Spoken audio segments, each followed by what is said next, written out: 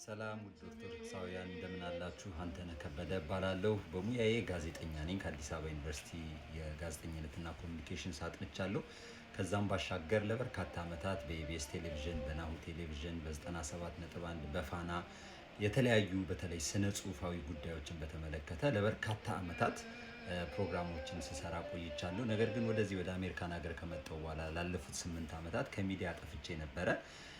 አሁን ግን እኔ ያደግኩት ልጅነቴ ቤተክርስቲያን ውስጥ ነው። ቅድስት ልደታ ቤተክርስቲያን ሜክሲኮ አካባቢ እና ልጅነቴንና ሙያዬን አገናኝቼ አሁን በቃ ስለ እግዚአብሔር ነገር ልቤን ስለሚያስደስተው ልቤን ስለሚሞላው የቤተክርስቲያንን ታሪክ፣ ዓለም አቀፋዊነት፣ የአባቶቻችንን ታሪክ በተመለከተ የተለያዩ ዶክመንተሪዎች፣ ቃለ ምልልሶች ህይወታችንን የሚለውጡ አንዳች ቁም ነገር እና ፋይዳ ያላቸው ለህይወታችን ፕሮግራሞችን ለመስራት በዩቲዩብ ቻናል ለመምጣት በዝግጅት ላይ ይገኛሉ።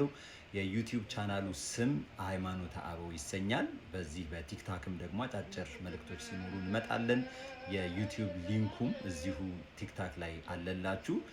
ስለዚህ እሱ ላይ እየተከታተላችሁ ሀሳብ፣ አስተያየት፣ ጥያቄ ካላችሁ ብታደርሱን በጣም ደስ ይለኛል። እስከምንገናኝ ድረስ እኔ ጓጓለሁ።